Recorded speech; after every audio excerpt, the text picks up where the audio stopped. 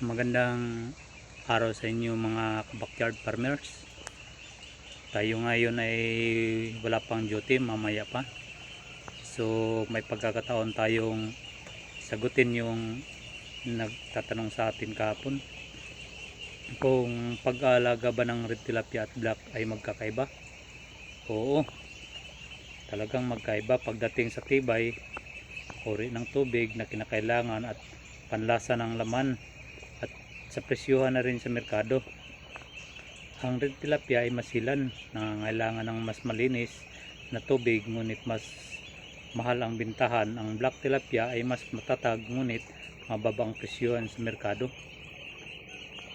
Ang pinagmulan naman ng red tilapia, ito ay hybrid o resulta ng pagpaparami sa iba't ibang uri ng tilapia upang makakuha ng kulay na tulad ng red tilapia.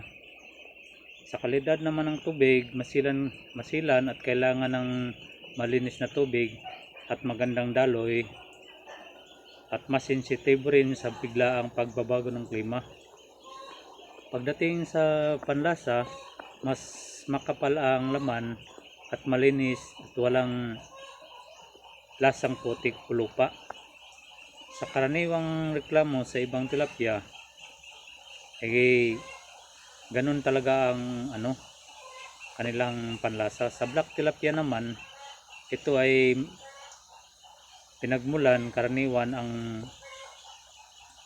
yung purong uri ng original na siyang nagmula nito, yung Oreotrionosis na lahi ng tilapia.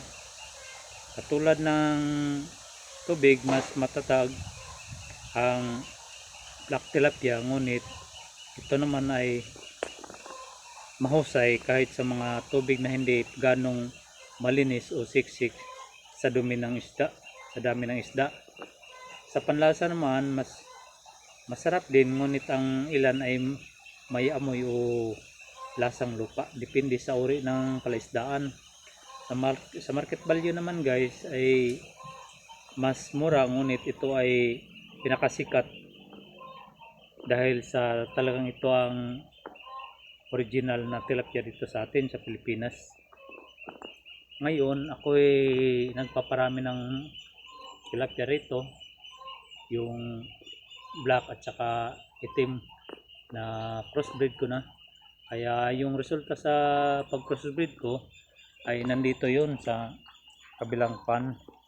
Ito ay pangalawang beses na sa kanilang breeding, at ito na yung resulta. Tingnan nyo, medyo marami-rami din sila. Yan, kita nyo ganyan guys. Ganun lang yung kasimple yung pag-alaga nito. So hindi na ako nag-iisip kung anong uri ng pag-asikaso, pag-alaga nito, dahil ito ay crossbreed. Yan, hindi na solid yan red.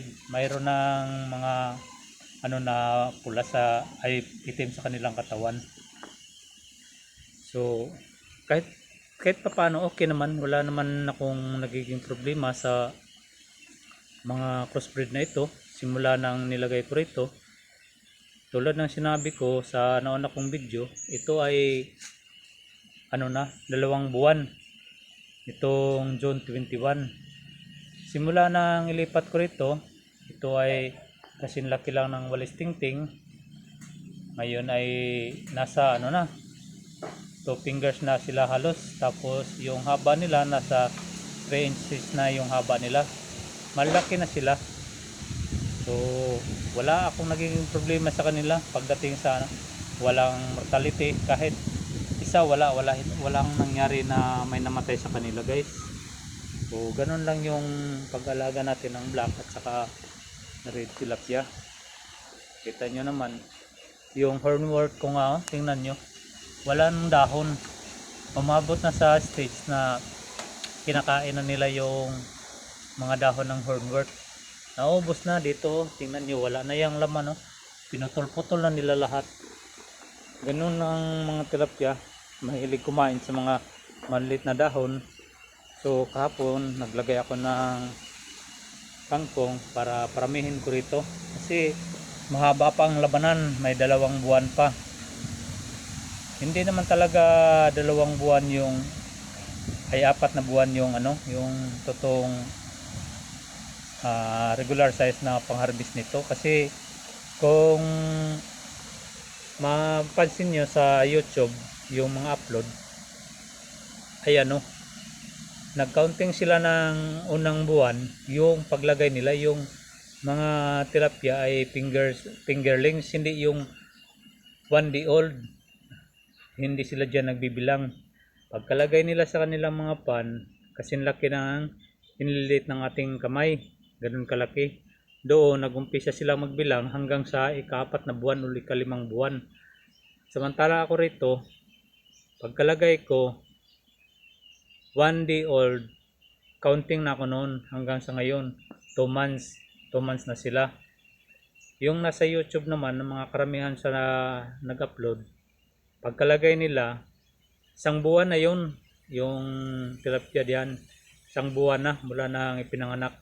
Doon pa sila mag-counting ng unang buwan pagkalagay nila sa grow out pan. So ang napansin ko sa ganong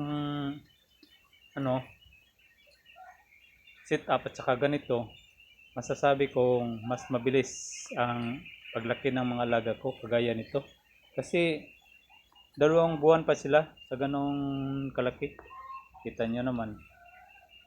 Yun nga lang, ako gumagamit talaga ako ng yung aerator at saka flowing. Ngayon pinatay ko lang muna. At yan na nga, mayroon na naman akong ginawang yung flowing na magmumula dyan sa ilalim ng niyan hanggang sa dyan sa may taas, yung para bagang dumadaloy siya. So papunta diyan sa taas, pabagsak sa baba. So yun ang gagawin ko. So yun lang muna guys yung update natin ngayon dito sa aking backyard pagdating sa mga alaga. So yung pag-aalaga ng black at saka red, konti lang yung pagkakaiba. Kagaya ng sinasabi ko, ang kailangan talaga ng pula ay talagang malinis na tubig. Yung itim naman, kahit hindi masyadong malinis, kahit nagsiksikan ay okay pa rin. Pagdating sa panlasa, talagang mas mainam at saka malasa yung pula na tilapia, kasi bago pa yan dito sa Pilipinas eh. Result yan ng mga kung ano-anong pag-breed ng mga tilapia. Kaya yung red ay resulta yan sa mga pag-breed. So magandang araw sa inyo guys. Paki-subscribe na lang para malaman nyo kung anong mga update nito at saka kung ano-ano pang mga gawain ko dito sa aking backyard. So magandang araw sa inyong lahat. Paki-like and subscribe guys. Thank you.